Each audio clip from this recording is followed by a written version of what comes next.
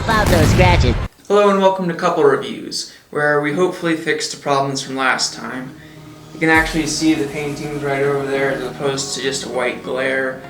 Hopefully I don't sound like a tin can this time, and I actually said couple reviews as opposed to couples review like I did last time. Before we talk about Cortana and Master Chief, let's talk about Halo as a series, because we all know what Halo is really about. It's about killing aliens, even if they run away screaming, even if they're asleep. Halo's universe is a combination of science fiction and military shooter. There's a lot of clear influences from Star Wars. I don't think anyone who works on Halo would deny that. Since Halo is about aliens fighting against Earth, there's a nice combination of gunpowder-based weapons and laser weapons, and they get pretty creative with how these weapons look and feel. The UNSC weapons are more traditional military fare, while the Covenant weapons are made to look more brutal and sadistic and alien. And the Promethean weapons almost feel like strange mythic relics. You're not sure if you should be holding them when you are. I thought that the Covenant was a really interesting enemy faction, at least in the first few games. There's a lot of differences between the UNSC and the Covenant, which are clear but very subtly implemented and shown. They don't really explicitly state it, but you can very clearly see that the Covenant has a caste system, while the UNSC is much more egalitarian. The Covenant even calls one of the species elites. That is what they're called for the majority of the games. I'm going to be saying UNSC a lot during this video. Basically, they're Earth's military. Now let's talk about our characters as individuals. In earlier Halo games, Master Chief was treated as more of a blank slate protagonist. It wasn't until later games that they figured out what makes him tick. Master Chief is a war machine who's concentrated on getting the job done. He doesn't talk much, but there's actually a reason why he doesn't talk very much. His social skills were beaten out of him during his rigorous training to become a Spartan. You kidnapped them. Children's minds are more easily accepting of indoctrination. Their bodies more adaptable to augmentation. The result was the ultimate soldier. You developed the Spartans to crush human rebellion, not to fight the Covenant. Do you think the Spartans' lack of basic humanity helped? Records show Spartans routinely exhibited mildly sociopathic tendencies, difficulty with socialization, and verbalization. The records show efficient behavior operating in hazardous situations. Do you believe the Master Chief succeeded because he was, at his core, broken? They didn't really tell us the backstory of the Spartans in the earlier games. It's something they made up in Halo 4. I can imagine some people getting upset with this, but as someone who just got into Halo a few months ago, it didn't really bother me. What I mean is, I can understand people who grew up with Halo being devastated by this reveal. Some people might have gotten this grand image of what Spartans are and supposed to be. To hear that Spartans are actually kidnapped at age 6 against their will might have been a hard reveal for some people. Again, I didn't take it very hard because I just got here. I actually kind of found it interesting. Master Chief is constantly calm and level-headed while others freak out. He almost never gets angry or frightened at anything, making him a great rock for people to hang on to. Whenever someone screws up, he's very forgiving. He just sees failure as part of getting the job done. So he just continues like nothing's wrong. Now let's talk about Cortana. Cortana is an AI designed to help Master Chief with his many missions. She can hack into terminals, unlock doors, set waypoints so you know where to go, give you advice, etc., etc. Cortana is the playful character who contrasts against the serious, stone-faced military people. She makes jokes about things almost constantly and provides a lot of levity for these games. Cortana was originally put in these games mostly to just tell you where to go or what to do when you got stuck, but she ended up being the emotional core of the franchise. Now let's talk about the progression of their relationship. I'm going to talk about heavy spoilers for the Halo games. I'm going to give you a heads up before I talk spoilers for Halo Infinite, since that's the game that just came out. Some people say that the relationship between Cortana and Master Chief is not necessarily romantic, but those people are wrong. John.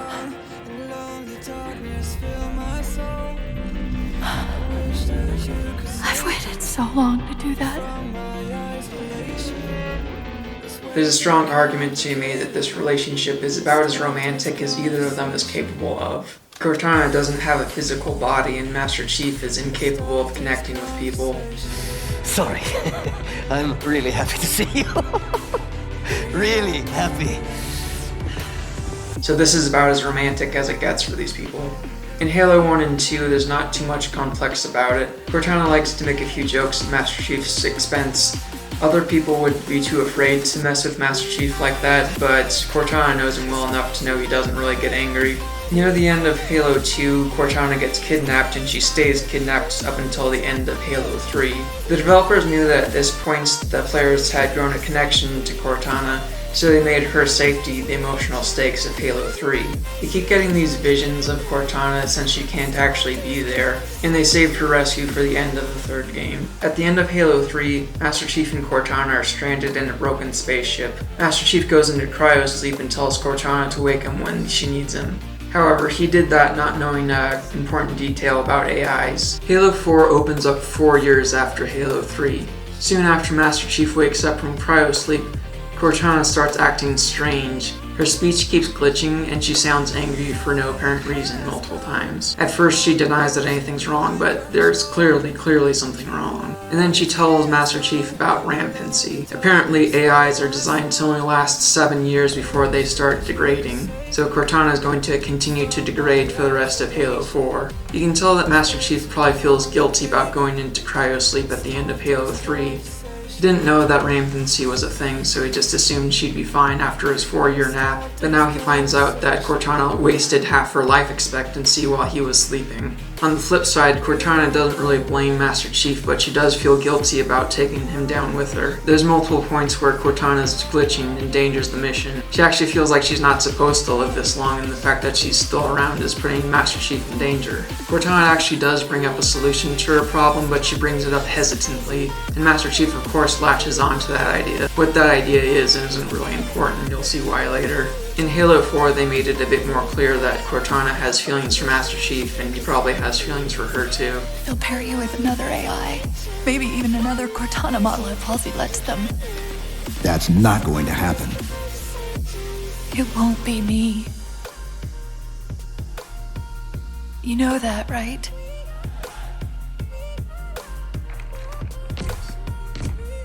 I think with Halo, Master Chief, and Cortana, the perception of the earlier games sort of created the reality of the new games. What I mean by that is, when I played the first few Halo games, I was surprised to see just how little Master Chief talked and how little romantic chemistry there was between them. What I think happened is people grew up with these characters sort of envisioning them as great protagonists and as having such a deep connection. So in the new games, they actually delivered on that perception. Throughout Halo 4, we see how Master Chief and Cortana are actually perfect for each other. Master Chief is very patient with Cortana when her rampancy messes things up. You might think that a romantic relationship is impossible because Cortana is literally a piece of software. But that's okay because Master Chief is basically a piece of hardware. Master Chief doesn't really have any needs that Cortana can't fill. At the end of Halo 4, it's a bit complicated. Let me just show you how she explains it. So how do we get out of here? I'm not coming with you this time. What? Most of me is down there. I only held enough back to get you off the ship. No. That's not... We go together. It's already done. So basically this is them saying goodbye. Master Chief was dead set on curing her rampancy, and he's devastated when he finds out that he can't. But Cortana is at peace in the end because she didn't really expect to make it out of this. It was my job to take care of you. We were supposed to take care of each other. And we did. Cortana, please. Wait. Welcome home, John. She actually considers this a win because this is the best she could have hoped for. When it's all over, Master Chief stares out the window, wondering if it was all doomed to fail from the beginning, if he could have done something to save her, missing her and wishing she was still there. Mind if I join you? Of course not, sir. Chief, I won't pretend to know how you feel. I mean, I've lost people I care about, but never anything like you're going through. Our duty as soldiers is to protect humanity, whatever the cost. You say that like soldiers and humanity are two different things. I mean, soldiers aren't machines. just people. She said that to me once. About being a machine. And then Halo 5 happened. I actually played these games on PC, and Halo 5 was the one Halo game that wasn't ported to PC. But I was okay with that because I heard that Halo 5 was the worst game of the series. To be up to date with the story, I looked up a compilation of the cutscenes, and holy crap, it's as bad as people say it is. Is it the Last Jedi of the Halo series? No. Because The Last Jedi actually has people defending it. Nobody, and I mean nobody, defends Halo 5. Everyone hates Halo 5. So I went into these cutscenes thinking, well, this is gonna suck, but at least we're gonna find out that Cortana is still alive.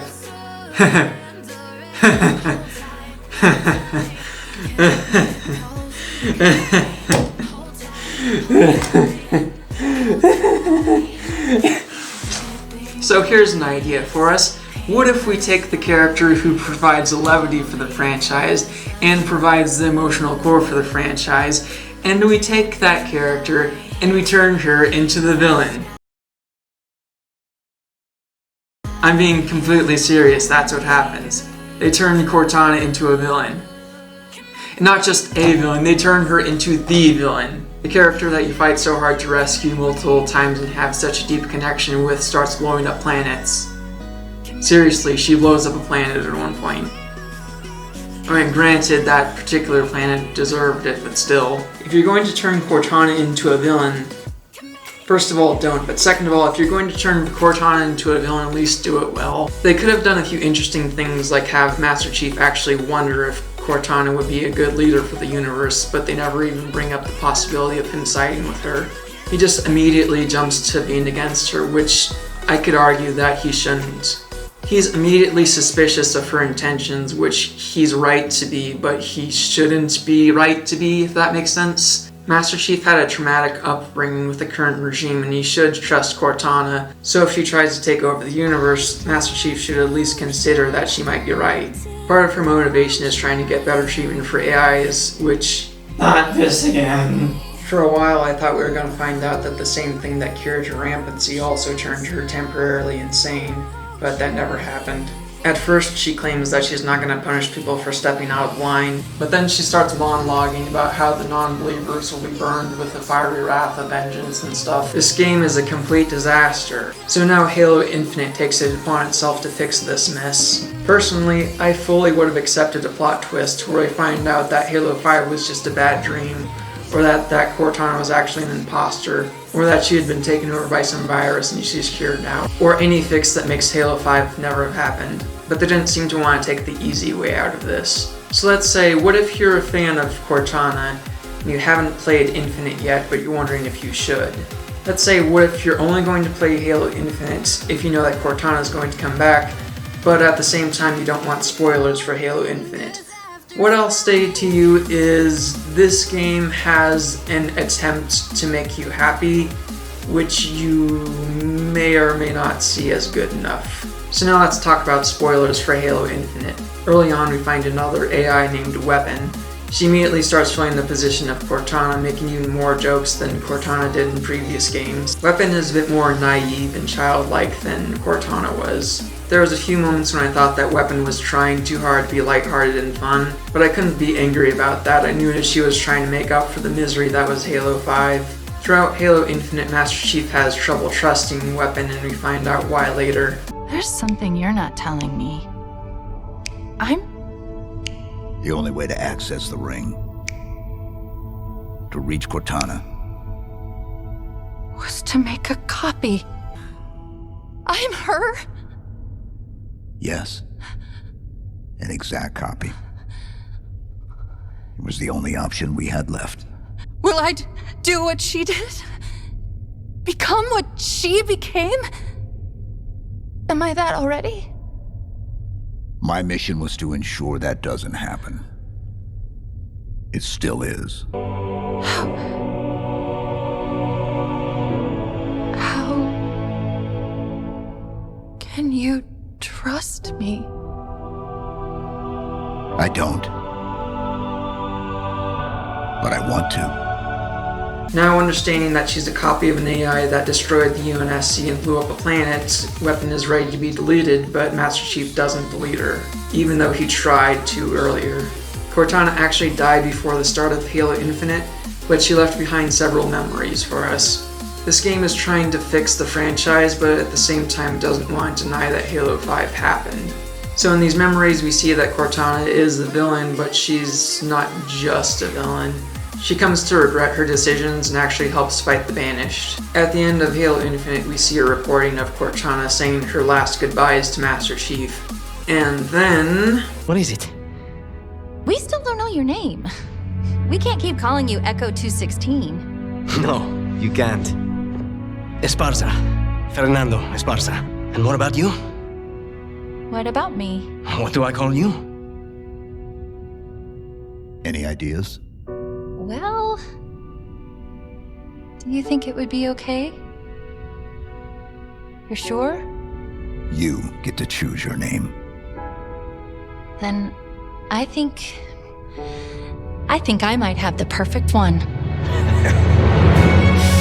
All right.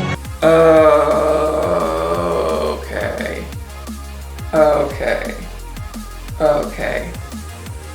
If it talks like Cortana, and it looks like Cortana, and it functions like Cortana, and it's a copy of Cortana, and it's named Cortana, then we have Cortana back. Except this Cortana did not destroy the UNSC and murder millions of people. Without saying it was all a dream or point out the imposter, they actually found a way to hit the reset button, albeit while making a few sacrifices in the process. Which begs the question, can we actually accept Weapon as Cortana from here on out? Personally, I'll allow it. But again, I'm not someone who's been playing Halo for decades, so most Halo fans might have a different perspective on this. Throughout Halo Infinite, we actually didn't see much romantic implications between Master Chief and Weapon. Are you telling me that people who think Master Chief and Cortana's relationship is platonic can now make a solid argument for their case? Unfortunately, yes. Oh! But you can chalk that up to it being too soon. Master Chief isn't over Cortana's betrayal yet, and he doesn't trust Weapon for most of the game. Putting in romantic implications into this game would have felt odd, all things considered. Time will tell what things are going to be like in the next game. In closing, Master Chief and Cortana's relationship is an interesting one, born of limitations that the UNSC put on each of them. This is tragically their best case scenario. Get ready.